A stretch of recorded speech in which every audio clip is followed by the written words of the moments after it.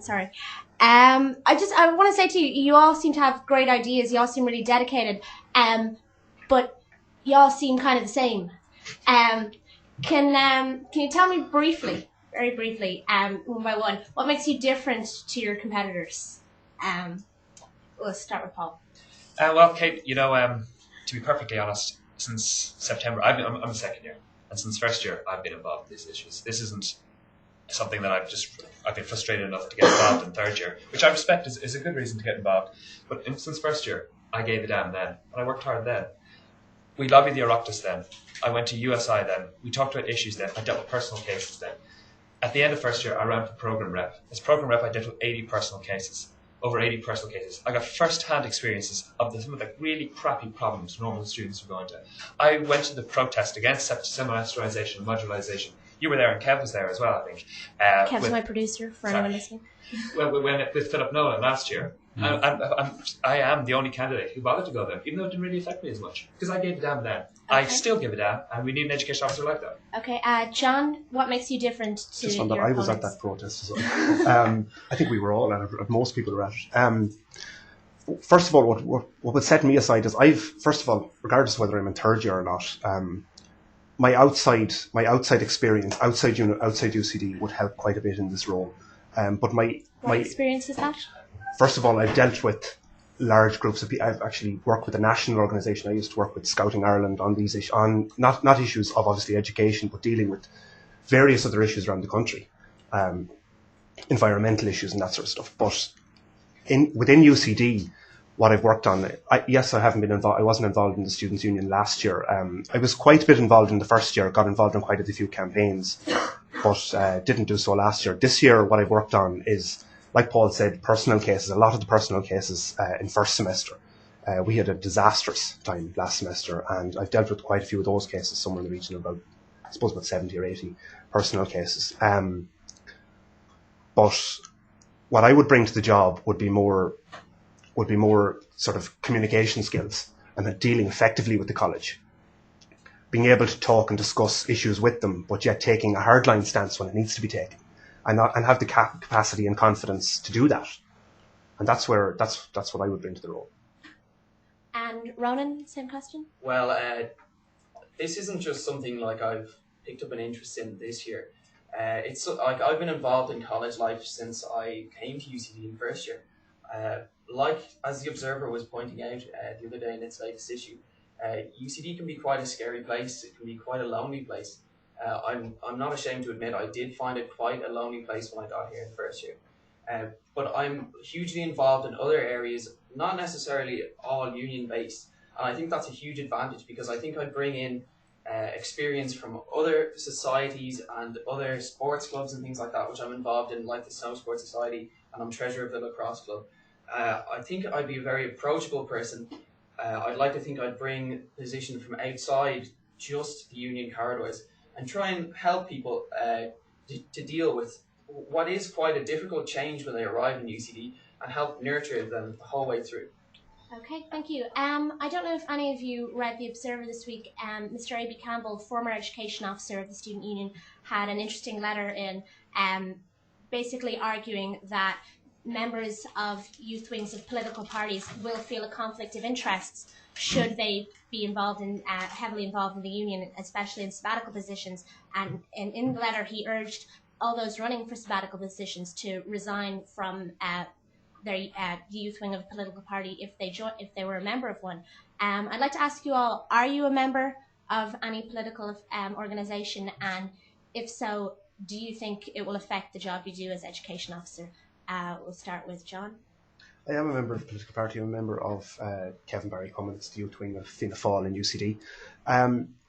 I don't necessarily think it would affect the role I would play next year. It certainly doesn't affect Brian's role or the role of any other officer. It never affected Jane before or James before that. Saying that, I did agree with AB on leaving the party, and I would be committed to that. I would actually leave the party on that day if I was elected. Can we get you back on the vibe next year if you win? You certainly can. I wouldn't leave for my own. I would leave it for the party's reason. I don't think that someone in a position should be a member of a political party. and I'd be committed to that. Okay, Ronan, same question. I like to think I'm politically unaffiliated. However, I am a signed and paid up member of the KBC as well. I really only joined because, I know 3 KBC candidates. I really only joined though as a favour to a couple of my friends who are in the KBC.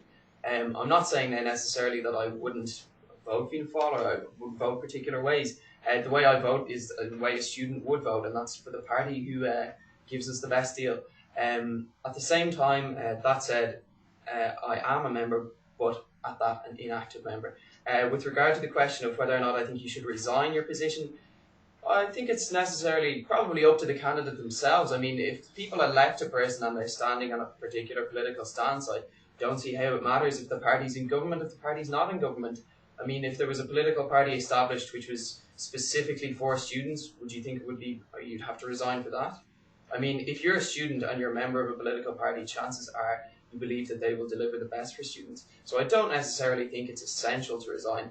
Personally, I would, because I would feel there would be a conflict of integrities there, but not necessarily. Okay, and Paul, same question. I am a member of Fianna Fáil. I joined the Kevin Barry Cumming in September of this year.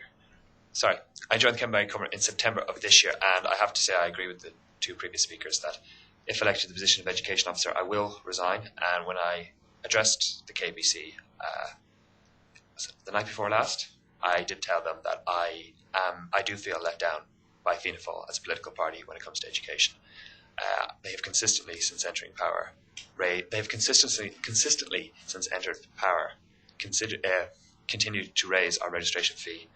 They haven't increased the spending that we were promised in the 1997 and 2002 manifestos in terms of educational spending. I have been an outspoken critic of my own party on this issue. I have done so to ministers, I have done so to friends, and will continue to do so. And if in any case Fianna Fáil were to ever reintroduce fees, as thought about in 2003, I will never return to that party.